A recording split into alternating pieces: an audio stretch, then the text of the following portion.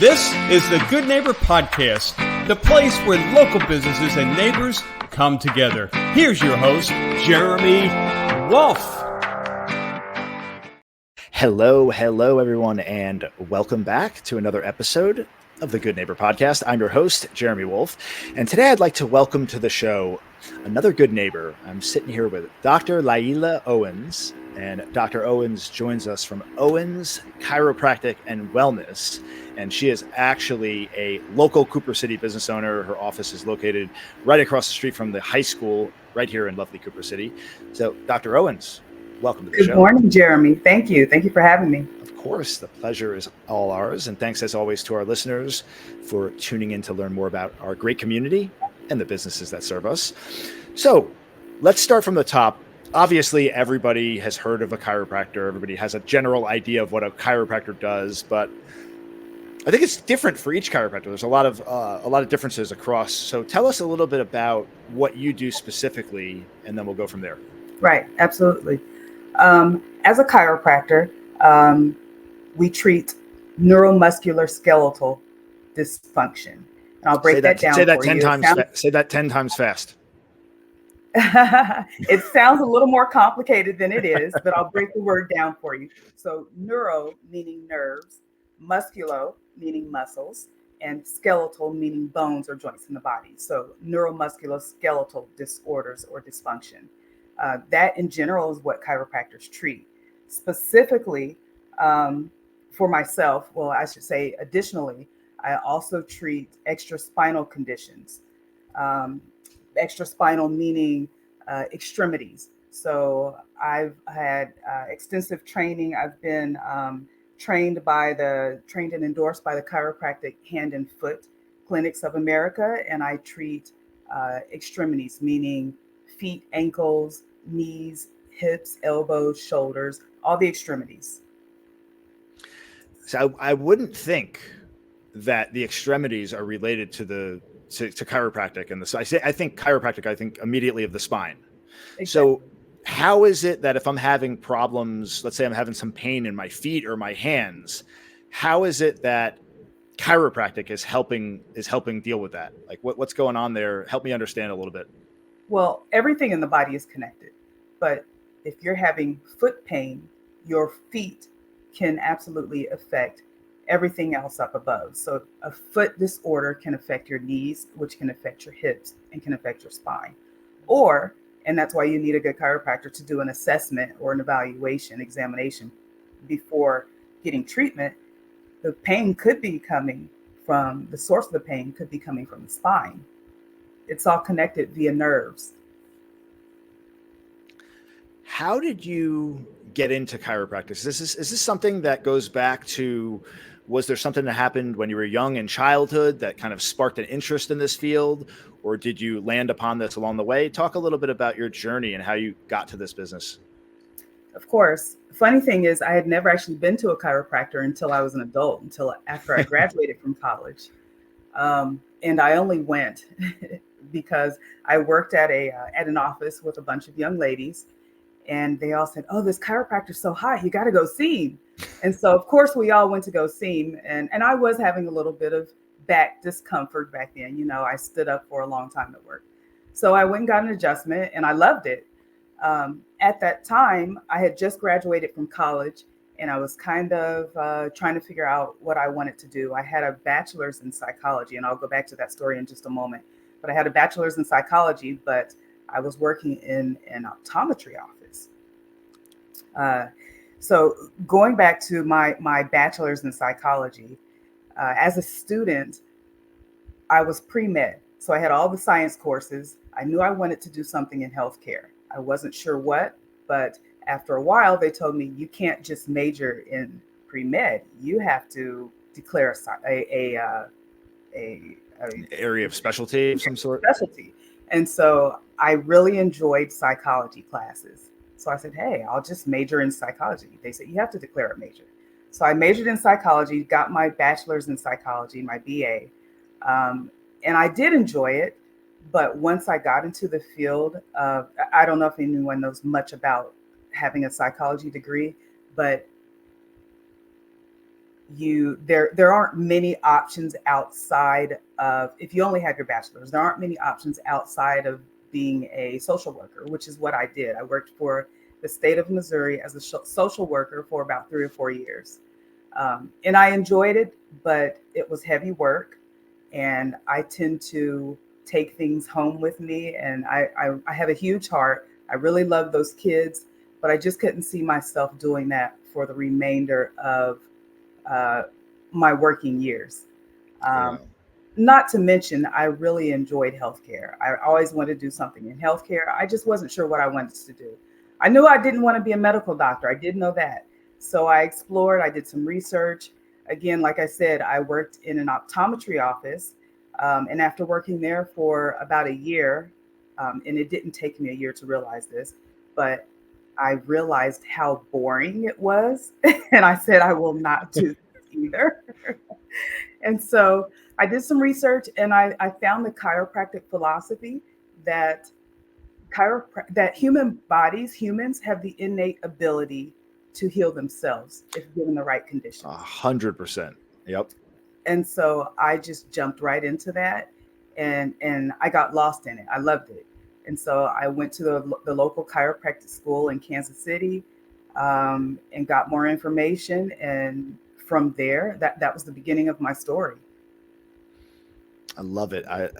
When you said the human body has the ability to heal itself, that's something that resonates so deeply with me where I'm at in my life. You know, it's something I've come to understand, the unbelievable power of the mind and the mindset, and really how we do truly have the capacity within us to heal almost any ailment. Like most of these illnesses that manifest in us come from negative energy and stress and stuck emotions and all sorts of crap that builds up over the course of our life. And a lot of that, it just goes back to, again, the mindset, living a healthy lifestyle, proper diet, doing the things to properly program your mind for success. So yeah, that resonates deeply. As you can see, like I'm in that phase of my life on the north side of 40. I'm awake, and I'm in the spiritual growth and development phase of my life. So that's pretty cool. So you go from, oh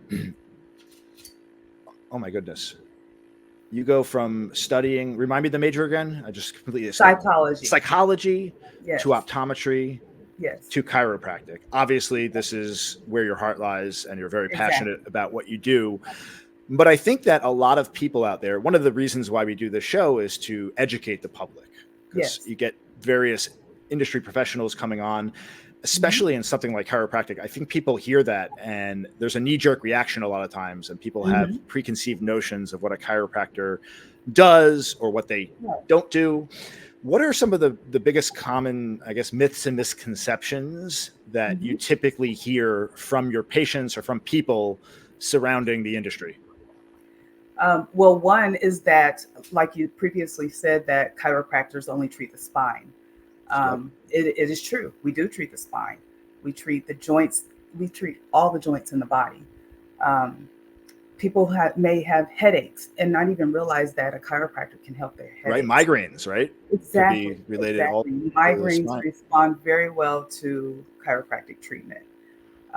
Also, like I said, extremities, hands and feet. Like you said, you would never think that the hands and feet can be fixed by a chiropractor or can be helped by chiropractic adjustments, but you have 26 little bones in your feet. If any one of those bones gets out of alignment or is fixated, not moving properly, the joints aren't moving properly, you can cause structural problems. Structural problems can occur, which can cause pain and discomfort in your feet. I've even heard of some chiropractors that specialize in children or even infant. I've heard of infant chiropractic, which absolutely. I have 2 children, and I had my first child when I was in chiropractic school. He was adjusted from about 2 weeks old all the way up until he's 20 years old now. So, both my children were adjusted all their lives. They're in excellent health, by the way. Yeah. No, so I also am guilty of that, right? I think chiropractic, I think getting adjusted, just something is a little off sometimes when I think about that. But then I hear about an infant getting adjusted, and there's an extra layer of like, oh, is that okay? Are you allowed to do that? Is that right? But clearly it's something that works really well. Well, Jeremy, when you think about it, the reason why we get adjusted is because we have what chiropractors call subluxation. It's a big fancy word that just basically means dysfunction, right? Dysfunction of the spine. So, what we're doing when we do an adjustment is removing the dysfunction. Dysfunction meaning misalignment of the spine, or the joints aren't moving properly, they're fixated. And what causes that is typically trauma, whether it's micro trauma, if you're, for instance, we'll talk about tennis elbow, micro trauma from moving your arm a certain way, at work, or if you're a tennis player, or trauma, which most people think of when they think of a trauma, is being in a car accident or a slip and fall. But daily activities can cause trauma. If you're someone who sits at a computer all day, and you're staring at a computer, you're going to have trauma in your neck if you're not actively thinking about it and bringing your neck back into the proper position, and doing exercises and stretching and that type of thing. So trauma is what causes subluxation. Chiropractors treat subluxation via an adjustment. So speaking of trauma, I don't know if this is a good thing or a bad thing. I've been running a lot lately, and it's definitely a good thing, but I've heard it could be bad on your knees, your hips, I guess your back as well. Is there any advice maybe you can give to me or any other people out there that are involved? Like, I guess other than just what you would think is I need to stretch a lot, right? And is there anything you can give, any advice you can give to me to make sure that I don't have problems with my back and other areas? Absolutely. I would say, number one, make sure you're wearing a good pair of running shoes. I would say you need to condition before you go run. So in addition to stretching, you also need to condition the muscles, tendons, and ligaments around the knees, especially if you're already having knee pain, but to prevent knee pain as well. There are certain exercises that you can do to do that. And I would even if you're not having pain or discomfort, I would see a chiropractor just to make sure that your joints are in alignment, to make sure that everything's moving properly, and take preventative measures, because pain is typically the last thing to show up. You may have something going on for months. And like you said, running can be traumatic to our feet. We're standing all day already. And so, our feet take a lot of wear and tear. Yeah. So absolutely. I would take preventative measures to just get an assessment, get an examination, and see if anything needs to be worked on. An ounce of prevention is worth a pound of cure. Exactly. As the saying goes. I love that. And actually, chiropractic for me has a special place in my heart. I had a herniated L5-S1 lumbar many, many years. This is going back probably 15 years, I want to say. I was incapacitated with sciatica. I mean, I was going to work with sandals on. I couldn't put socks on. I was done. And I found a chiropractor that I had tried everything. I was one step away from getting a microdiscectomy. And I found a chiropractor who had the DRX 9000, the disc decompression machine there. And he gave me the MRI. He said, you'd be a perfect candidate for spinal disc decompression. We should try that. I was, sign me up. And I went, I think 2 times a week, maybe even 3 times a week for the first month or two. It took several months, but after like 4 or 5 months, I want to say, the pressure finally got relieved and I got my life back. So that was really, really impactful on my personal situation for sure. And something you said there, Jeremy, I see that a lot with patients. They think of chiropractic as a last resort. And that's one thing that I appreciate about being able to have this opportunity with you today. I don't want people to see chiropractic as a last resort. Think of it as either a preventative measure, or if something is already going on, do it right away. See a chiropractor right away. See me right away. You don't want to wait until you're incapacitated. That's the last thing you want to do. It's like people think of, okay, now it's time to get this surgery or get an adjustment. It shouldn't be that way. It shouldn't be so bad that you're at a point where you're considering surgery. And we're seeing it in younger and younger people. It used to be where the conditions that we used to see in 60, 70, 80-year-olds, we're starting to see in 40 and 50-year-olds, and sometimes even younger. Why do you think that is, that there is just a lack of education. Because I'm thinking about that. It didn't even occur to me. I just had no knowledge available to me to think I should just go to a chiropractor for that issue. I'd been to the doctor and they recommended other things. They sent me for an epidural, to get acupuncture, but nobody said. It was somebody, some random person that said, "Hey, you should check out this office. They do spinal disc decompression. Maybe that'll work." I had not heard about it up until that point. Why do you think it is that there's this gap in knowledge in the community or in the medical community about what you guys do? It is partially lack of knowledge, but I think they just don't want. I think some people just don't want people to see a chiropractor. I don't know if it's a fear of us taking patients away or, some people, I've heard people say that we're not real doctors. It's just, I think they see us as a threat. And to fix the actual underlying issues, exactly. You don't need to get other help in the future. It's like you. I mean, your sciatica has been resolved. You're not having to rely on medication. You're not having to rely on injections. Yep. You didn't have to have a surgery. All those things are encouraged by big pharma, right? Yeah. Pharmacological community. And so, if you think about it, chiropractic, if we're thinking about it monetarily, you're saving a lot of money by seeing a chiropractor. If you had to get surgery, think about the tens of thousands of dollars that would have had to have been spent to do that.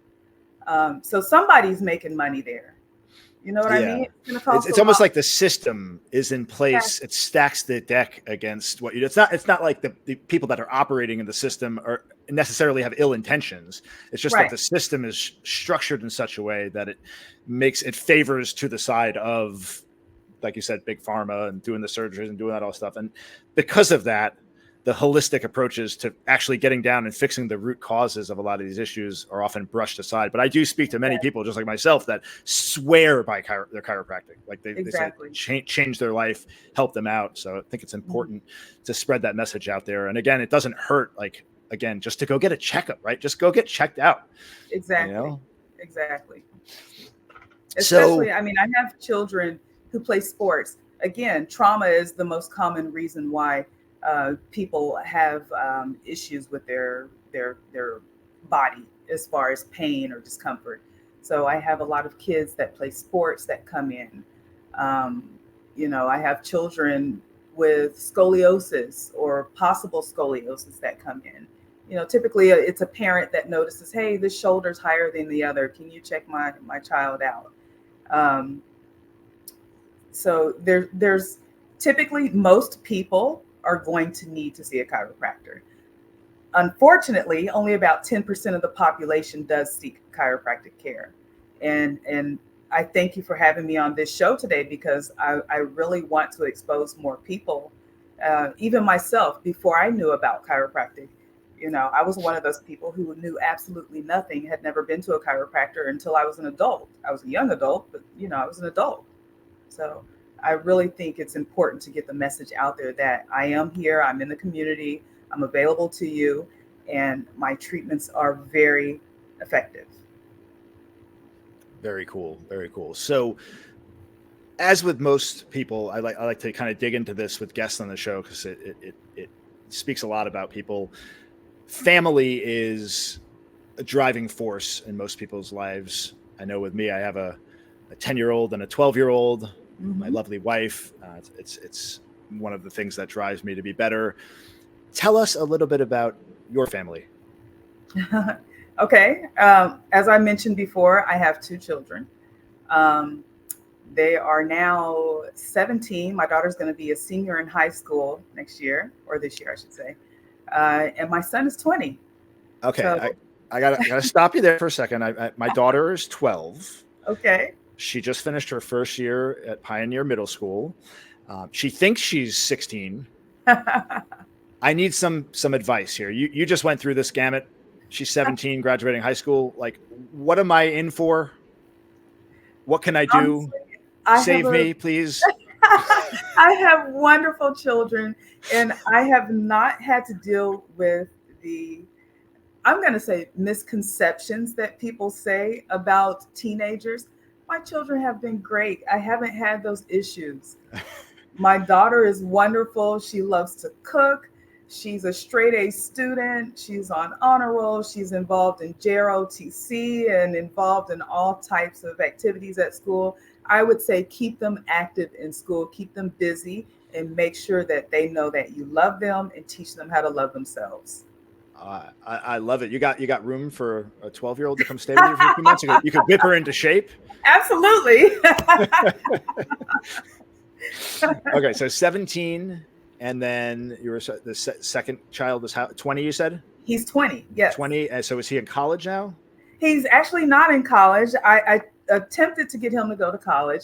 He wanted to do his own thing. And I'll tell you a little bit about my son. He's an entrepreneur. He's got his own business, which he started. What kind of business? In high school. I don't exactly know how you would describe it, but he calls it his brand. Okay. He sells things like belts and clothing, hats, those types of things.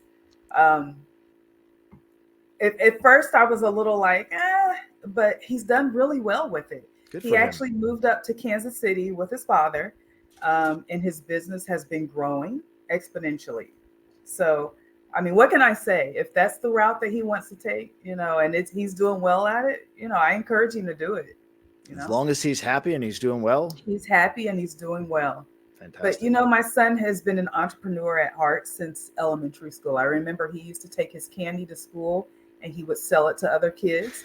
And then when he got to middle school, he started taking more snacks. And when he got to high school, the snacks got bigger. We were taking weekly trips to Costco and to Walmart, and he would buy things in bulk, and he'd sell chips and cookie, all the junk food.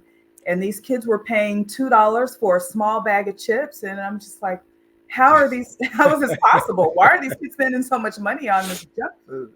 But he did it. And he learned a lot. Supply and demand, right? You're in school. Absolutely. Kids are in school. They don't have the snacks. You got the snacks. Absolutely. They're going to pay for it. Exactly. And my daughter will order Uber Eats for like Popeyes for $25 for one meal. Exactly. Like you just paid $25 for well, yeah, I have to get the food. What's a big deal? Exactly. They just don't understand why. They don't understand. They will though. She will. And he took advantage of that. He took advantage of that in high school. He also started a business in high school where he was selling vintage clothing. So nice. He kind of he got away from that one, and then started his own brand, which he's grown since high school. So he's doing really well. I'm very proud of him. What would be the one thing that you'd like, before we wrap up here, the one thing that you'd like to leave our listeners with? It could be about the business that you'd like them to know about Owens Chiropractic and Wellness, or just anything, being a piece of life advice, wisdom. What comes to mind? Just one thing you'd like to leave our listeners with. Okay. Well, I'll speak quickly because I actually have two things. One is about family. Family is so important. I want to say that last year I hosted my family's 86th annual family reunion. Wow. We do this every single year. And I had the honor and pleasure of hosting it last year down in Miami. My 87th annual reunion is this year, coming up in August, and it's down in Houston, Texas. But anyway, so family is very important to me.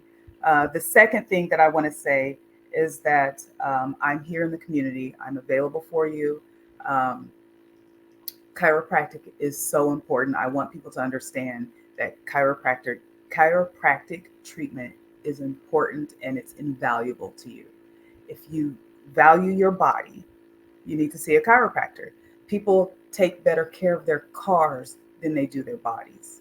Yep. Your car can be replaced, your body cannot. Your spine can. There are parts of your body that can be replaced, but as a whole and your spine cannot be replaced. You need to take good care of it. We only have this one body and this one life. Exactly. Value it deeply. How can our listeners learn more Dr. Owens, how can we reach you? Maybe share your website, contact information. I mentioned you're across from the high school, but maybe share your address specifically. Yes. I'm located at 9710 Sterling Road, Suite 112. Again, right across the street from Cooper City High School. It's a big yellow building that says chiropractor in green letters. My website is owenschirowell.com. That's Owens, Owens, Chiro, Chiro, well, WELL.com, owenschirowell.com.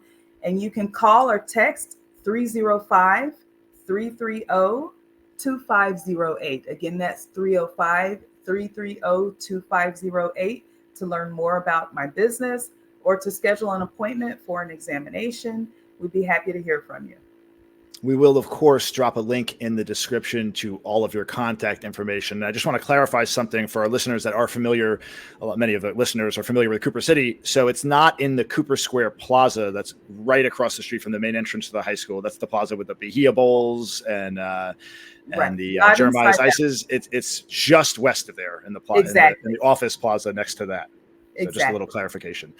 All right. Awesome. Dr. Owens, pleasure having you on. It was great getting a chance to learn a little bit more about you and your background. So thanks for joining us today. Thank you for having me, Jeremy. Of course, this is what we do. And thanks, as always, to our listeners for tuning in. And we will catch you all next time on the next episode of the Good Neighbor Podcast. Everyone take care. Have a wonderful day.